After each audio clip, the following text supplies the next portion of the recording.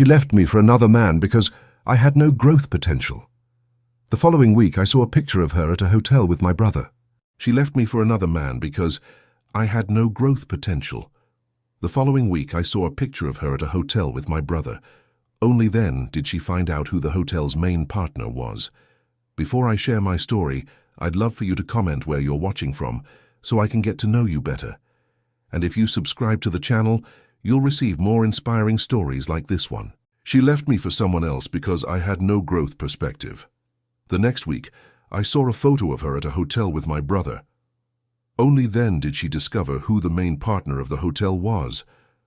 I still remember the weight of her words as they crashed against me like waves against a cliff. Amanda's voice was calm, almost clinical, as she dismantled our 3-year relationship in the middle of our favorite cafe. Isaac, I need someone with ambition, with a real future ahead of them. You're 46 and still content with your modest job, your modest apartment, your modest life. She stirred her untouched latte, not meeting my eyes. I deserve someone with a growth perspective. I sat frozen, coffee growing cold between my trembling hands.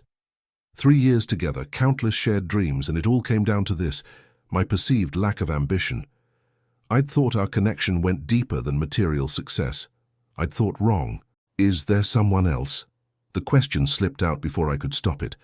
Amanda's hesitation told me everything. That's not relevant, she finally said. This is about us, about compatibility. I nodded slowly, my chest tight with something between grief and disbelief. As she walked out of the cafe, I realized she hadn't even finished her coffee. 3 years, and she couldn't spare 15 more minutes. Back at my apartment, I sank into the silence. The modest apartment she'd grown to resent. If only she knew, if only any of them knew. But that had been my choice, hadn't it? To keep that part of my life separate, hidden even from those closest to me. Friends called, offering condolences and invitations to distract me. My brother Daniel left 3 voicemails, each more insistent than the last. Isaac, call me back. We need to talk about Amanda. It's important. I ignored them all. I needed space. Time to process the end of what I'd believed was something real. 7 days of solitude passed. 7 days of questions without answers. Then came the photo. It arrived through a mutual friend's social media post. Amanda, radiant in a sundress I'd never seen, standing on the balcony of the Grand Meridian Hotel. My hotel. And beside her, his arm wrapped possessively around her waist, stood my brother Daniel. The caption read, "Weekend getaway with these lovebirds." My hands went numb. The betrayal wasn't just Amanda's, it was my own flesh and blood. The brother I'd grown up with, the brother I'd always protected. They didn't just look like new lovers, they looked comfortable, familiar. This hadn't started after our breakup, this had been happening behind my back. The room spun as pieces fell into place. Daniel's sudden interest in my relationship problems, Amanda's vague complaints about my ambition. My brother had always been the successful one in the family's eyes, charming, outgoing, with a sales job that impressed our parents despite its modest returns. And now he had taken Amanda too. My phone rang, Amanda's face flashing on the screen. I almost declined, but some masochistic curiosity made me answer.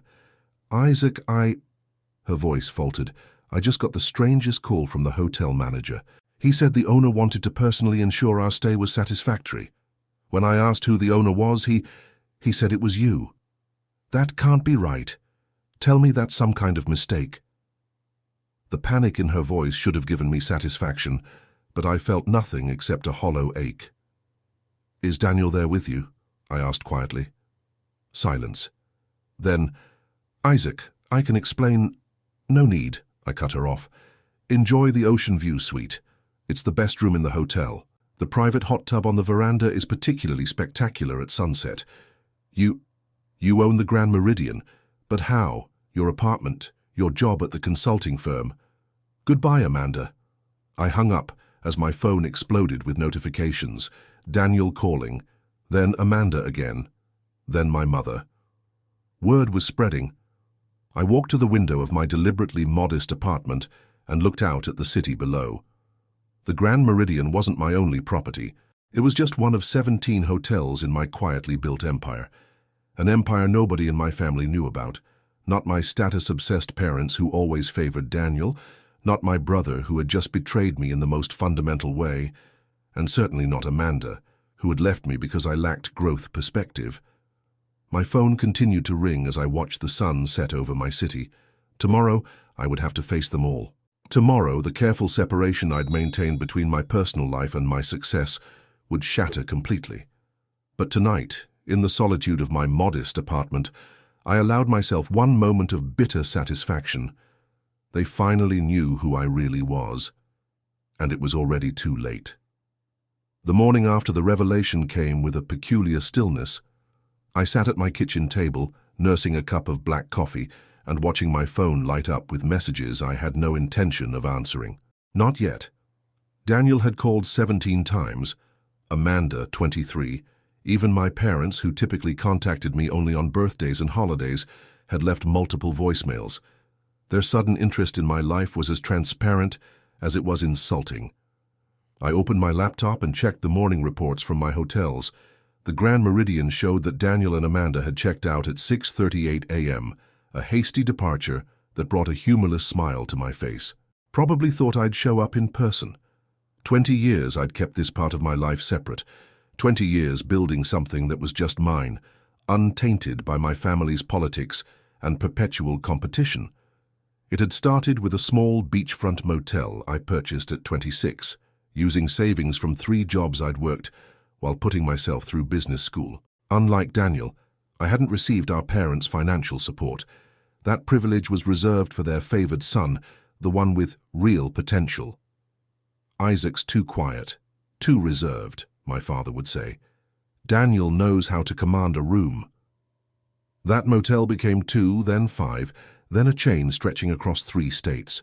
I kept my corporate office separate from my personal life, maintained a mid-level consulting job as my official career, and never corrected my family's assumptions about my success.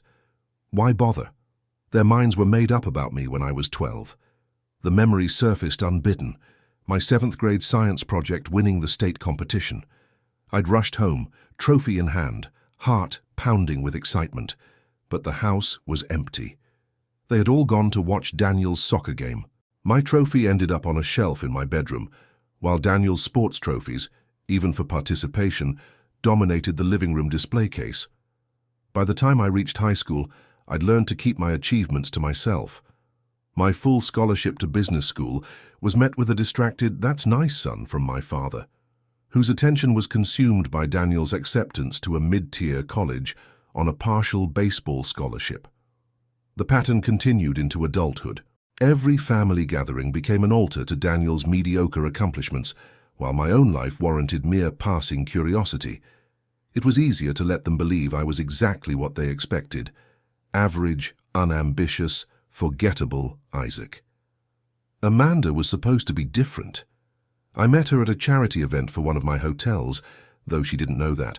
She thought I was just another attendee. For once, someone looked at me and saw something worth knowing, without the shadow of my brother or the weight of expectations, or so I believed. My doorbell rang, yanking me from my thoughts. Through the peephole, I saw Daniel, still wearing yesterday's clothes, his expression a mixture of anger and desperation. Amanda stood beside him, eyes red-rimmed from crying. I didn't open the door. "Isaac, I know you're in there," Daniel called, his voice that familiar blend of command and charm that had always worked on our parents. "We need to talk about this like adults." I leaned against the door, listening to my brother's breathing on the other side. "You've put us in an impossible position," he continued. "You lied to everyone about who you are." My laugh was involuntary and bitter. The irony was almost too perfect. "That's rich coming from you," I finally responded. "How long, Daniel? How long were you seeing her behind my back?" Silence. Then Amanda's voice trembling. "Isaac, please." "It wasn't like that." 2 months, Daniel admitted. "But it only happened because you were never fully committed to her. All those business trips, the late nights, she was lonely." Business trips where I was expanding my empire. Late nights managing a hotel chain that spanned 3 states. all while maintaining the fiction of a modest life to avoid exactly the kind of opportunism now standing at my door. "Open the door, son." My father's voice froze me in place. I hadn't heard him approach. Of course they would bring in reinforcements. "Your mother and I deserve an explanation. All these years—" His voice held an unfamiliar note of uncertainty. I opened the door finally, facing the four of them. Daniel and Amanda in yesterday's rumpled clothes, my father stern in his golf attire, my mother dabbing at her eyes with a tissue.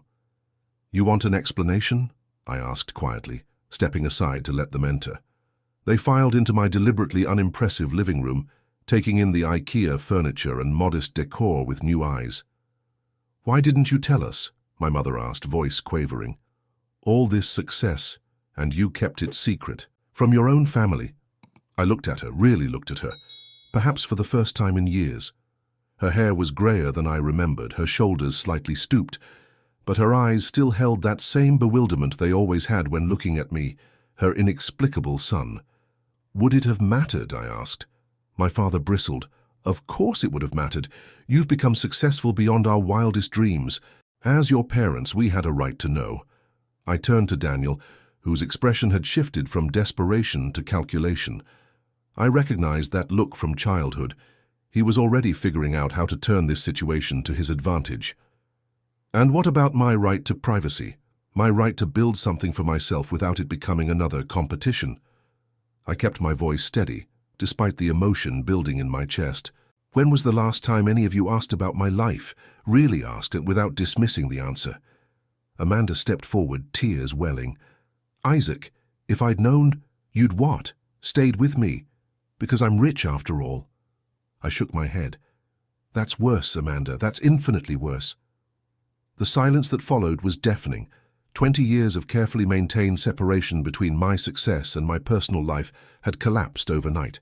And looking at their faces, shocked, indignant, calculating, opportunistic, I knew exactly why I'd kept them separate for so long. My phone rang, breaking the tension. My hotel director calling about an acquisition opportunity in San Diego, a significant opportunity. "I need to take this," I said, walking toward my bedroom. "Let yourselves out." "Isaac, we're not done here," my father called after me. I turned back one last time, taking in all four of them, the family that had never seen me, and the woman who had looked right through me. "Yes," I said quietly, "we are." 3 days passed before I agreed to meet with any of them. 3 days of constant calls, texts, and even a flower delivery from Amanda, with a card reading, "Please let me explain," as if betrayal could be justified with carefully chosen words on cream stationery. I finally agreed to meet Daniel alone at a small coffee shop downtown, neutral territory, away from prying eyes. When I arrived, he was already seated in the corner, 2 coffees on the table, his attempt at a peace offering. "You're looking well," he said as I sat down, his smile strained. "The hotel business must agree with you." I didn't touch the coffee he'd bought me. "Let's skip the small talk, Daniel. Why did you do it?"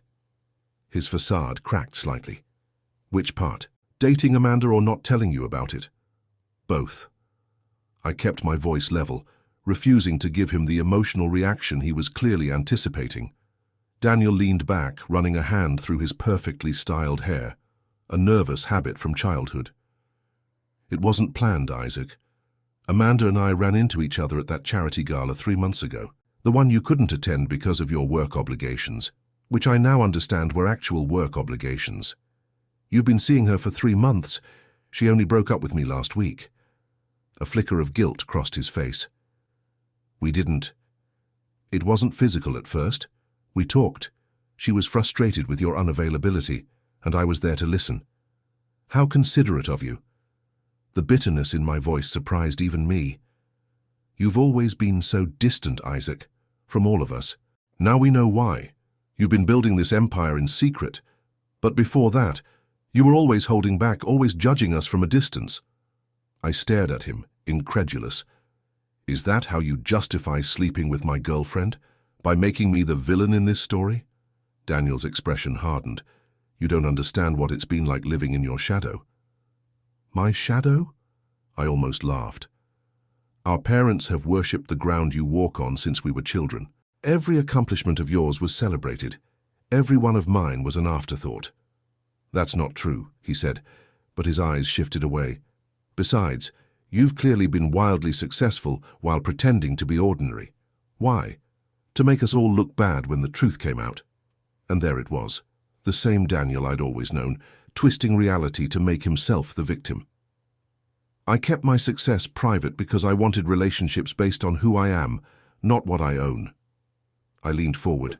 Clearly, I was right to be cautious. Daniel's face flushed. You think you're so much better than the rest of us, don't you? Perfect Isaac, with his perfect moral compass. Well, let me tell you something you might not know. Those distractions that kept Mom and Dad from attending your academic events, half the time I created those emergencies. Baseball injuries that weren't really that bad. School problems that could have waited. The revelation hit me like a physical blow. You deliberately sabotaged me. Daniel shrugged, but I could see the defiance in his eyes. I needed their attention too, Isaac. You were the smart one, the responsible one. What was I supposed to do? Not manipulate our parents? Not systematically undermine your brother? My voice rose despite my best efforts. Was Amanda just another thing to take from me? She wasn't happy with you. So you helped her cheat instead of encouraging her to talk to me honestly. That's your defense? Daniel looked away, his jaw tight. You don't understand what it's like to always be second best. I stood up, coffee still untouched. I understand perfectly. I've lived it my entire life. As I turned to leave, he grabbed my wrist. There's something else you should know. I've applied for a position at your hotel chain 3 times over the years, executive management track.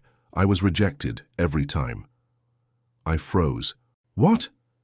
Different last name on the application. I used Mom's maiden name, didn't want any special treatment, he said with bitter irony. I knew you had connections in the hospitality industry from the consulting work you claimed to do. I thought you might have put in a good word. Instead, I got form rejections. I pulled my hand away. I had nothing to do with those rejections, Daniel. My HR department makes those decisions. Maybe you weren't qualified. His face contorted with anger. See? Still looking down on me after all these years. I never looked down on you. I looked up to you when we were kids, wanted to be like you.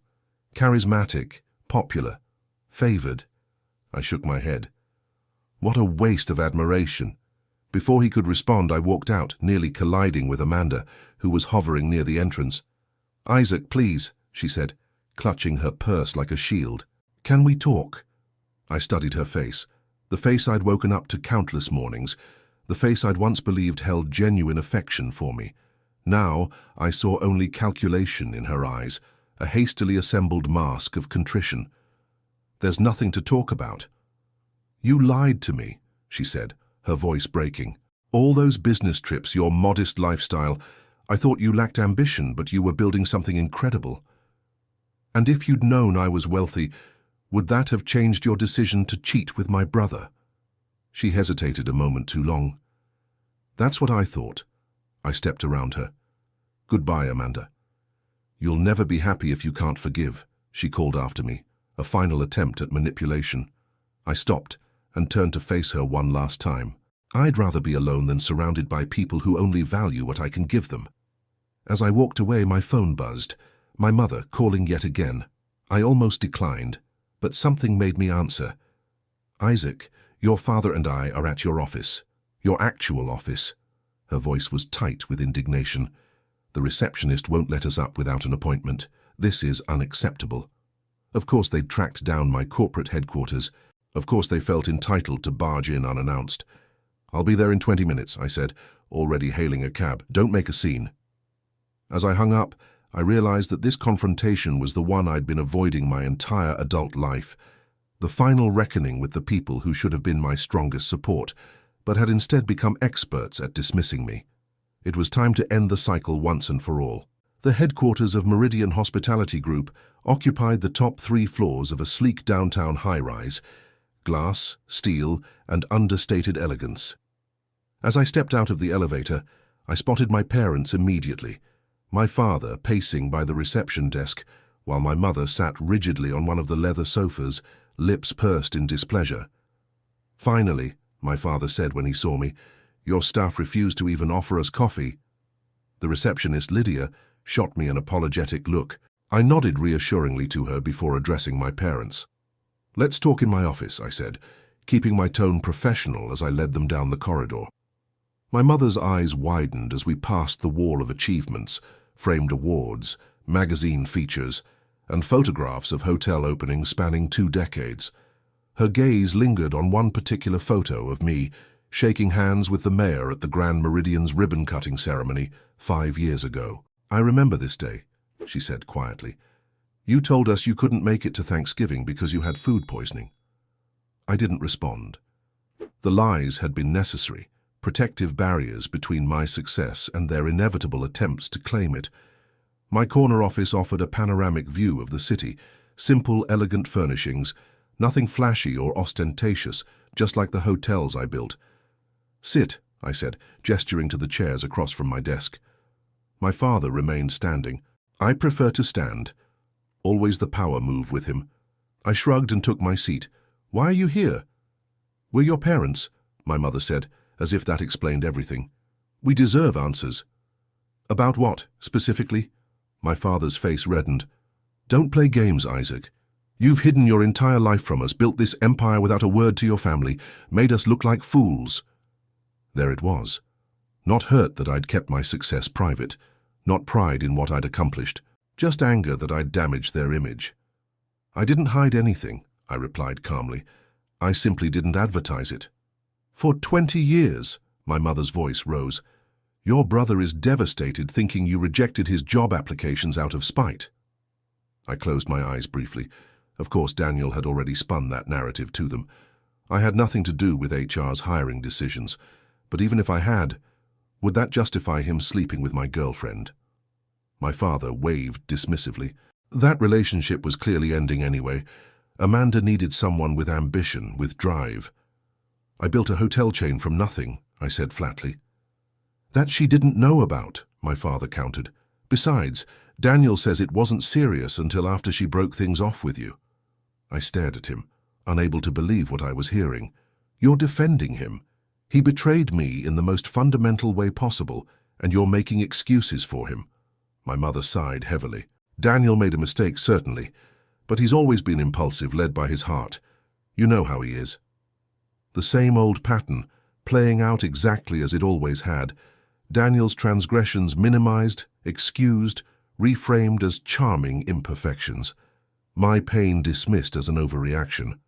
"Why did you really keep all this from us?" my father demanded, gesturing around the office. "Were you planning to cut us out of your life completely? Pretend we don't exist?" I laughed, the sound hollow even to my own ears. "That's rich coming from you. How many of my school events did you miss to attend Daniel's games? How many of my achievements went unacknowledged while you celebrated his mediocrity?" "That's not fair," my mother protested. "We've always been supportive of both our sons. When was the last time you called me just to ask how I was? Not to complain about Daniel's latest crisis or to ask for help with something, but just to check on me." Her silence was answer enough. "I kept my success private because I wanted to earn it on my own terms," I said quietly, "without it becoming another competition, another way for you to compare us, without Daniel asking for jobs or loans or investment capital." My father's expression darkened. "So you're punishing us? Making us look like fools to teach us some kind of lesson?" "No, I'm protecting what I've built." "From your own family," my mother's voice quavered. "We're blood, Isaac." "Blood doesn't justify betrayal," I replied. "It doesn't excuse taking someone for granted for decades." My father paced to the window, hands clasped behind his back. "What Daniel did was wrong, we're not denying that, but cutting off your entire family over this is an overreaction." "This isn't just about Amanda," I said, feeling a strange calm settle over me. "This is about a lifetime of being second best in my own family, of having my accomplishments dismissed while Daniel's failures were repackaged as learning experiences. This is about boundaries I should have established years ago." My phone buzzed. A text from my sister Grace, who lived in Seattle and had largely stayed out of the family drama over the years. "Just heard about everything. On your side. Call me when you can. Love you, bro." A small comfort, but meaningful nonetheless. My mother noticed the faint smile that crossed my face. "What is it?" "Grace," I said simply. "At least one family member has my back." My father scoffed. "Grace always was too soft." "No," I countered. "Grace always was fair, unlike the two of you." My mother stood abruptly, tears in her eyes. "I won't be spoken to this way by my own son. We came here to understand, to try to heal this rift, and you're just making it worse." "There's nothing to heal," I said, standing as well. "You've made your choice very clear, as you always have." "What's that supposed to mean?" "It means you're leaving here to comfort Daniel, to reassure him that he did nothing wrong, that I'm being unreasonable, the same pattern we've followed my entire life." My father's silence confirmed my suspicion. "He's your brother," he finally said. "Family forgives." "Some things shouldn't be forgiven," I replied. "And some relationships aren't worth saving." My father looked as if I'd slapped him. "You don't mean that." "I do." I walked to the door and opened it. "I think we're done here." My mother hesitated, something like regret flickering across her face. "Isaac, please, we can work through this." For a moment I almost believed her, almost thought that maybe, just maybe, this revelation had finally opened her eyes to the decades of favoritism, of dismissal, of taking me for granted. Then my father's phone rang. He glanced at the screen. "It's Daniel," he said to my mother, answering immediately. "Yes, son. We're with him now. Don't worry. We'll be there soon." The mask of conciliation fell away from my mother's face as she gathered her purse. "Daniel needs us," she said simply, as if that explained everything, as if it always had. I stepped aside as they walked out, my father already reassuring Daniel on the phone that they would help him through this difficult time. Neither of them looked back. As the door closed behind them, I felt something inside me break free. Not grief, not anger, but relief. The charade was finally over. The pretense of being a family when we were really just people connected by DNA had finally fallen away. I returned to my desk and picked up the phone. "Grace," I said when my sister answered, "I think it's time we had a long talk." For the first time in years, I felt like I could breathe. 2 months passed, like a fever breaking. Spring turned to summer, bringing with it a clarity I hadn't experienced in years. The constant barrage of calls and messages from my parents and Daniel gradually tapered off, replaced by blessed silence. Even Amanda finally stopped trying to contact me after her last text. "You'll regret pushing away people who love you." I didn't regret it. Not for a moment. Grace flew in from Seattle for a weekend, the first time we'd seen each other in person in nearly 2 years. We sat on my balcony overlooking the city, glasses of wine in hand as the sun set. "You look good," she said, studying my face. "Lighter, somehow." I smiled. "I feel lighter, like I've set down a weight I've been carrying my whole life." "I knew something was off all these years," Grace admitted. "The way you kept everyone at arm's length, how you never talked about your work. But I had no idea." She gestured to the city below, the skyline dotted with buildings that included 3 of my hotels. "This is incredible, Isaac." "I should have told you," I said. "You were never part of the problem." Grace shrugged. "Maybe not, but I wasn't part of the solution either. I saw how they treated you compared to Daniel, and I never said anything. You were the youngest. It wasn't your battle to fight." "Still." She swirled her wine thoughtfully. "Mum's been calling me daily, trying to get me to talk sense into you. Dad sent me a long email about family loyalty." "And Daniel?" I asked, surprised to find that saying his name no longer caused that sharp twist in my chest.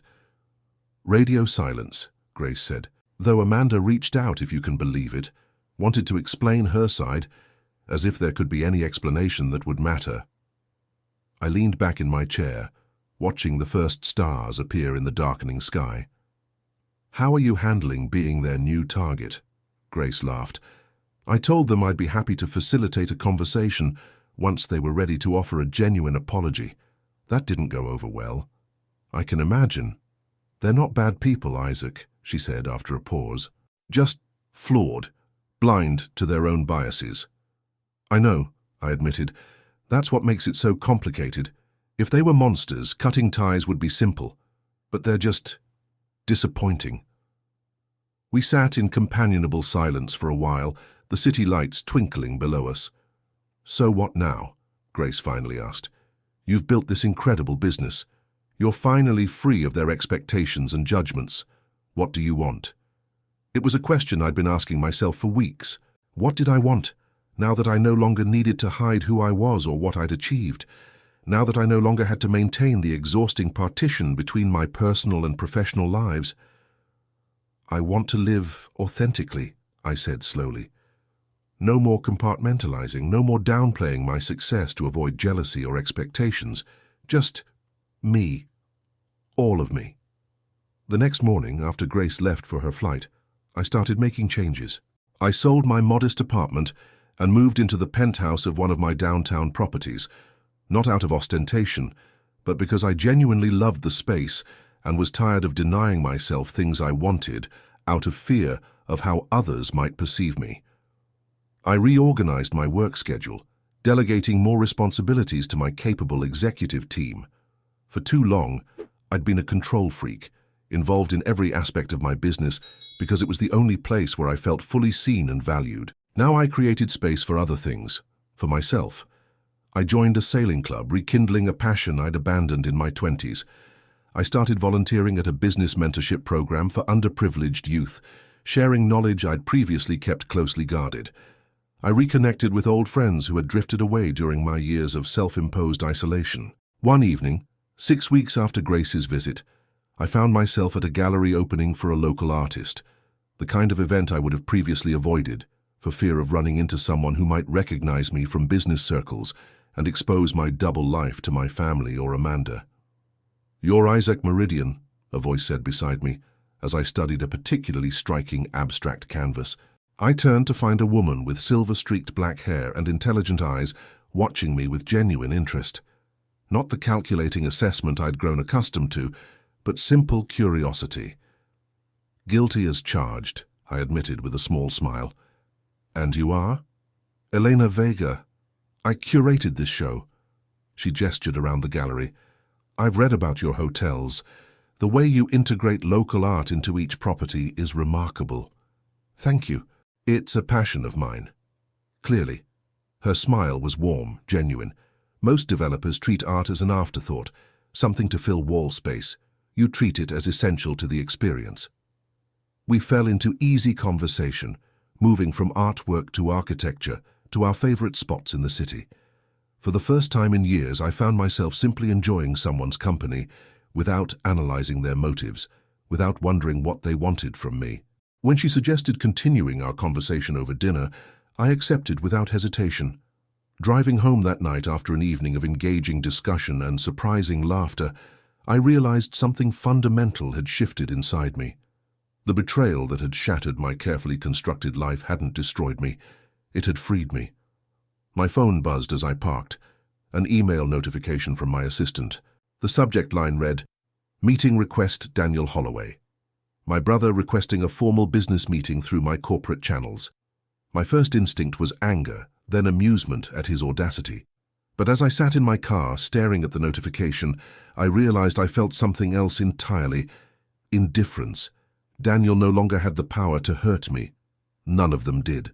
I forwarded the email to my assistant with a simple response: decline politely. Then I turned off my phone, went upstairs to my new home, and slept more peacefully than I had in years. The healing wasn't complete. Such deep wounds never heal overnight. But for the first time, I could envision a future defined not by what I was running from, but by what I was running toward. Not by absence of pain, but by presence of joy. I was finally building a life that was truly my own.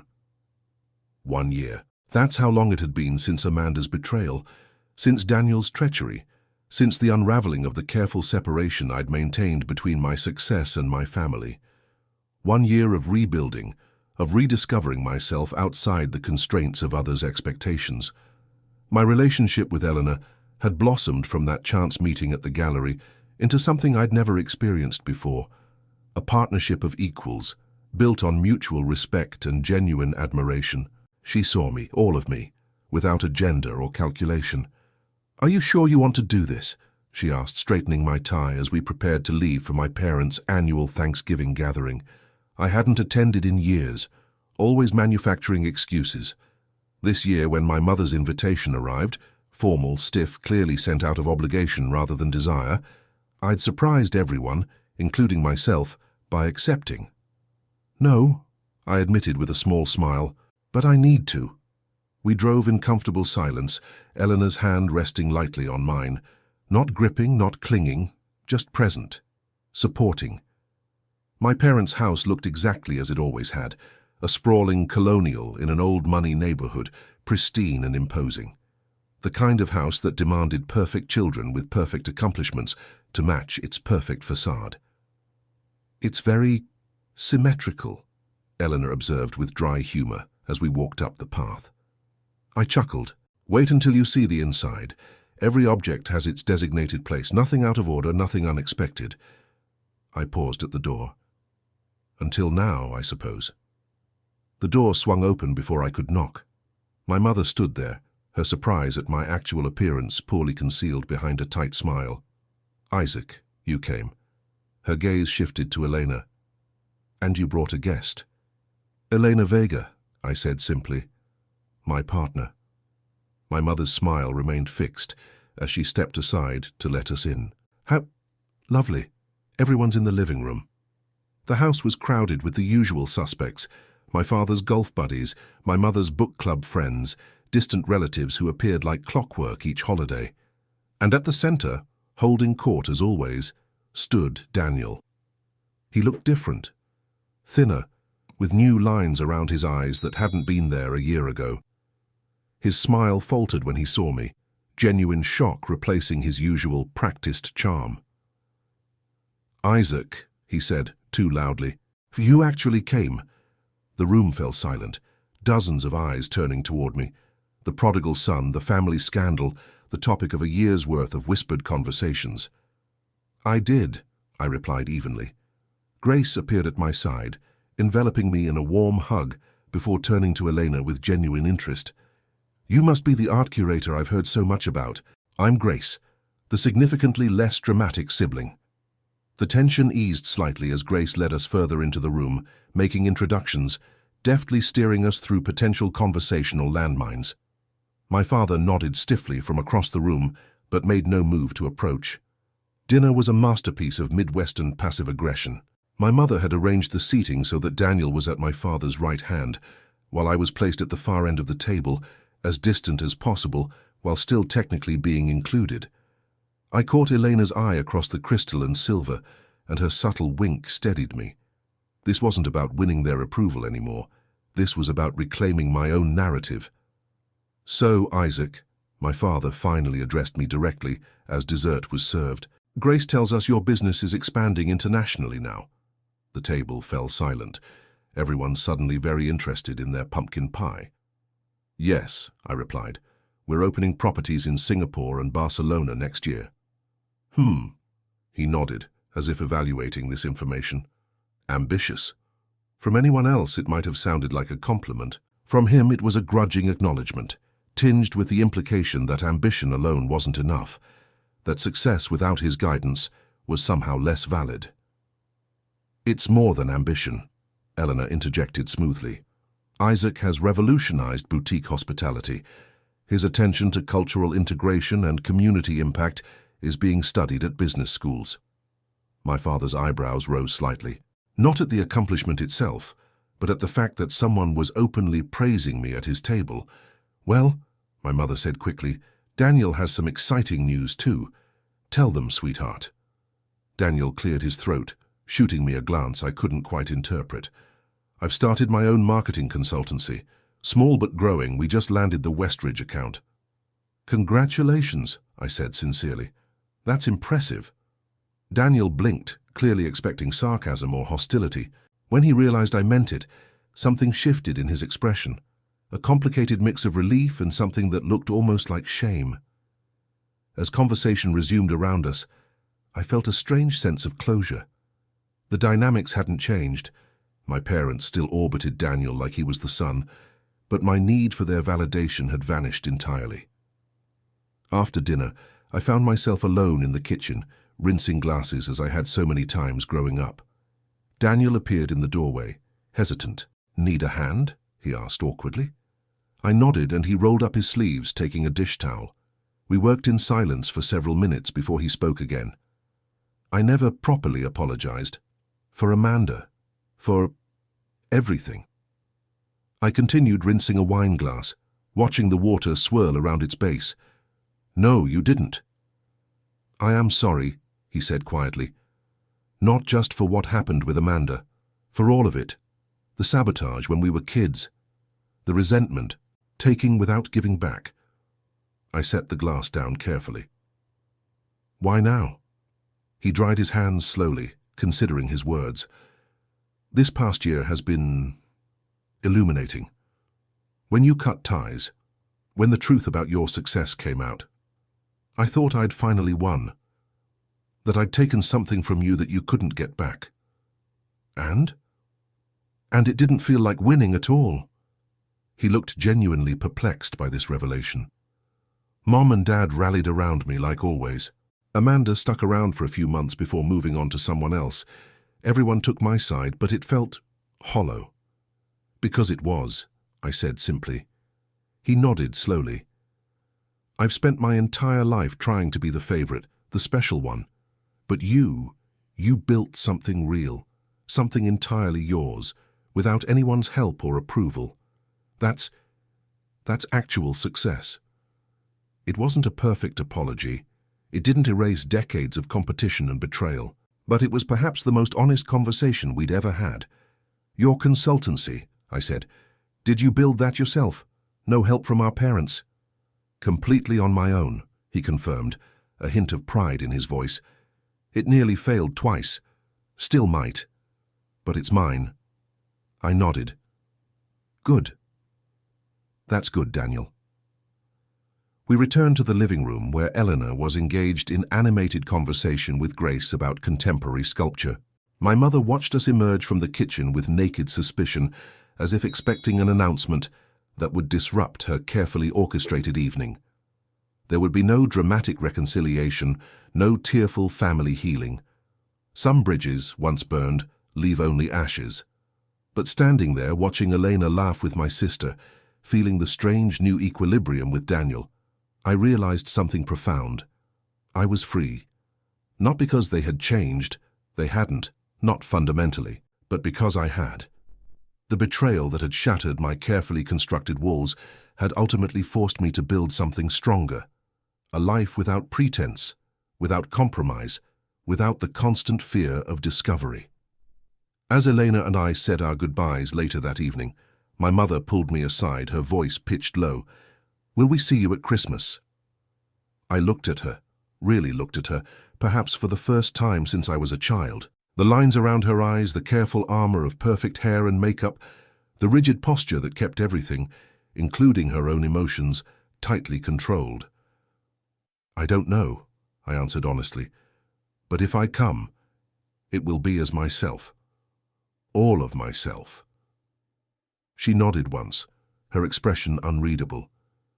In the car, Elena took my hand. "You okay?" I watched my childhood home recede in the rearview mirror, feeling neither triumph nor regret, just a profound sense of peace.